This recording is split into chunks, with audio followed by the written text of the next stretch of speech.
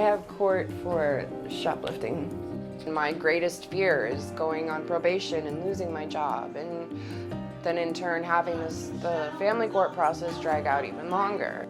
That means more time without my daughter, and that means falling back into a depression. That means a greater chance of relapse, and that's not something I'm willing to allow to happen.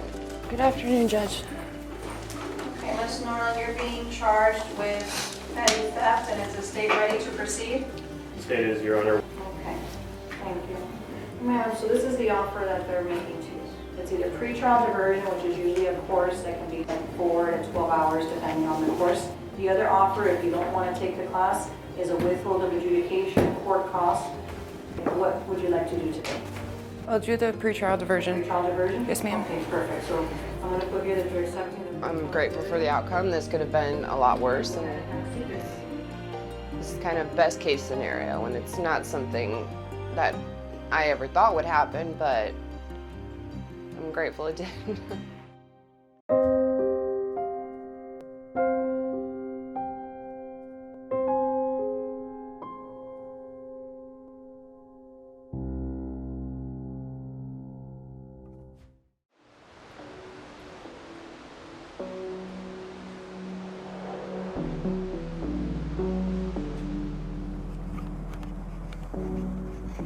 I was about 23 when I found out I was 6.5 months pregnant with my first daughter, Peyton. 7 months, 21 days, I was clean and sober. I was living with my husband's father, and on November 3rd of 2013, he drove up off the driveway into the backyard and hit and killed my daughter in front of me.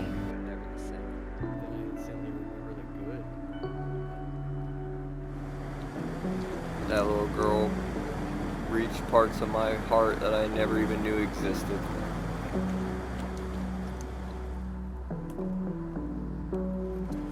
There you go. We let it go together. You ready?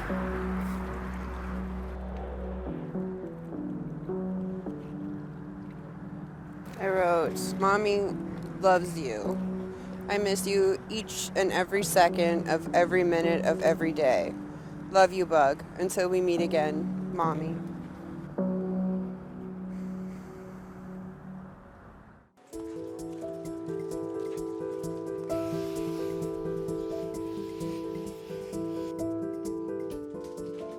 My mom is I think her concern is Sawyer, as it always has been. It's, I think she's concerned about our stability.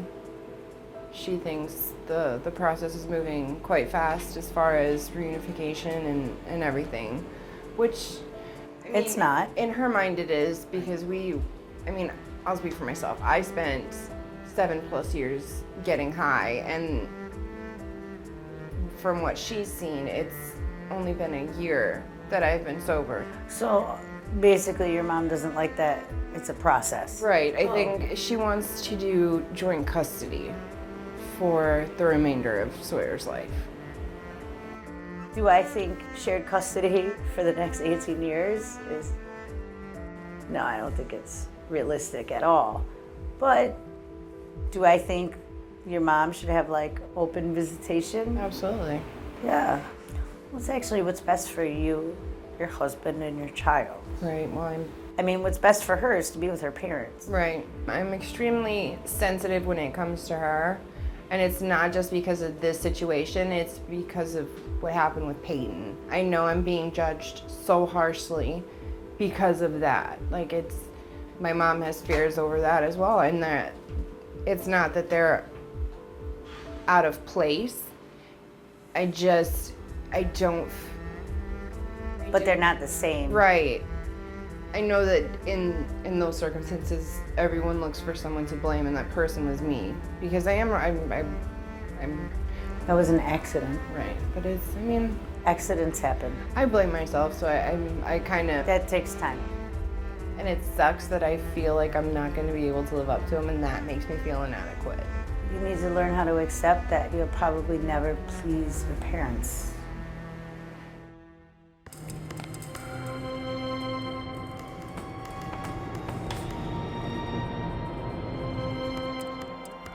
My husband, Mike, was an alcoholic. He died while drinking and driving when Ellison was in high school. Open the gate. Obviously, the example that he set with his addiction wasn't all the greatest for a child.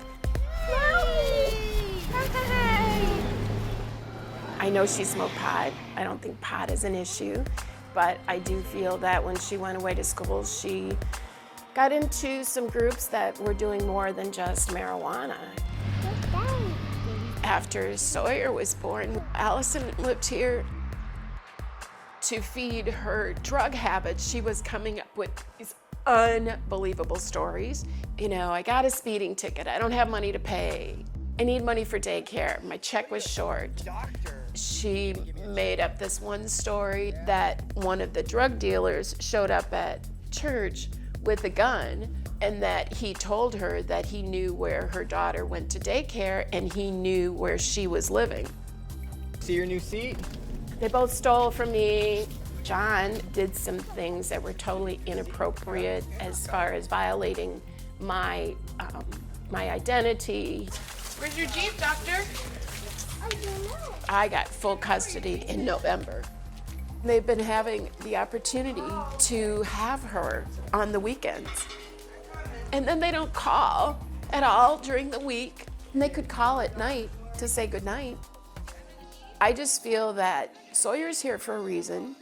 And I don't think it's to be the reward because her mom and dad finally have their act together in their addiction. I'm very proud of both of them. They're great people, but I don't think either one of them have the capacity to be able to really take care of her. I couldn't not too much. Ha ha ha.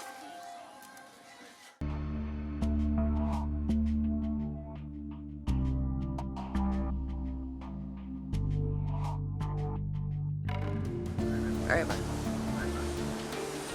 Yes! I'm so excited!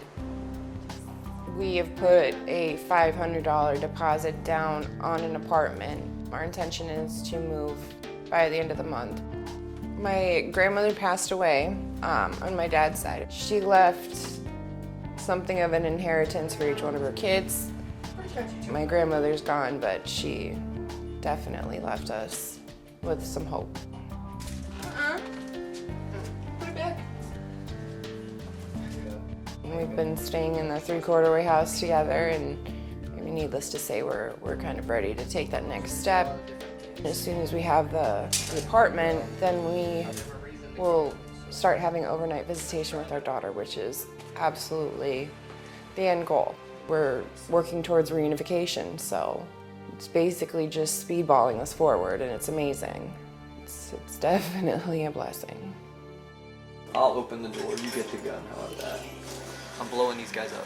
I want it to feel like home, to be something that we can all grow in, because it is a growing process.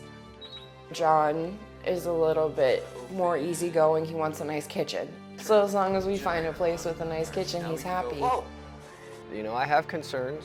I have concerns that, you know, the money that we're going to be paying every month, not that it's not possible to pay, I just don't want to be house poor, you know? I want to be in a position where we do things now, you know, with Sawyer. When we go see her, we visit with her, because I still want to be able to try and save some money too. I don't think it would necessarily be unreasonable to cut back smoking or take away us eating out, which we do a lot, to not be, as you said, house poor. And still facilitate taking Sawyer out and doing all the things we like to do with her. No, I know. You know, so I think to constantly better our lives is paramount. I agree. I totally agree. So to have a nice place for not only us, but for Sawyer to come to me, that's important. It's a sense of accomplishment. It kind of validates all the hard work and effort that both of us have put into this. All right. right, good afternoon, everyone. Okay, so we've got Mom, Dad, Grandma. How are you guys doing? Really great. Yeah? Everything's going well? Very well. Tell me. Well, this is a very demanding program, and they have a lot to do in a very short period of time. Not because the court said so, but because the Adoption and Safe Families Act require us to reunify families within a year to 18 months. But I think the fact that we were so tough on you, we were like a brick wall with you. You couldn't get around us, really, and I think that that's what helped. Well, I appreciate it very That's not much. something we're used to, is that brick wall. I want to hear from the family members that they feel that they're stable enough to take the children into their custody. Grandma, how do you feel about reunification? I think that, they've been doing an incredible job just focusing on them.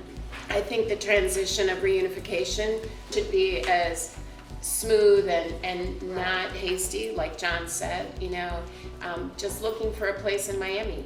They're both intelligent, they'll work it out. This is what adults do, they work these issues out. And we're not asking parents to be perfect. We're not asking them to live the way that you might live or I might live, but we are asking them to live sober lifestyles, free of violence, and to be able to nurture and care for their children. That's what we're looking for. Because she deserves the best version of us. Right. So this is what we want to hear from our parents, right? They go to their services. I think Judge Cohen is amazing, talk like and this. she understands that this is a disease, but I think it's wrong that Sawyer is used as the carrot to keep them clean. And then we'll do sort of a slower reunification, like we'll do weekends, and then if that works out, we'll do, during the week, we'll give them a chance to get their feet wet. Oh, you're doing an amazing job. So therefore, you get an apartment, and if the apartment's great, then we'll let Sawyer spend the night. And then we'll let her spend the weekend, and pretty soon, you're gonna get her back 100%. That's just not right. Because being sober doesn't qualify someone to be a great parent. If you need to come in before so we can do overnights, just get it on the calendar. And I just feel Judge Cohen, to get this out of the court, is pushing it, and that is a court process. It's not a development process.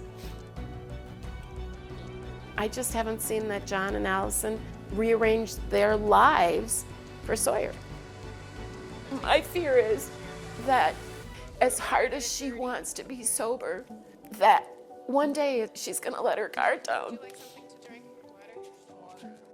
I sleep so well at night now, knowing that Sawyer is safe, and that if I get a phone call, I get a phone call. I got a phone call when my husband died. I got a phone call when Peyton died. If I get another phone call, it's not anything to do with me. And I'm not gonna say it's God's will, but it is what it is. And death is death. And I've come to terms that it's okay if it's her. But I'm not okay if they have Sawyer again. I'm not.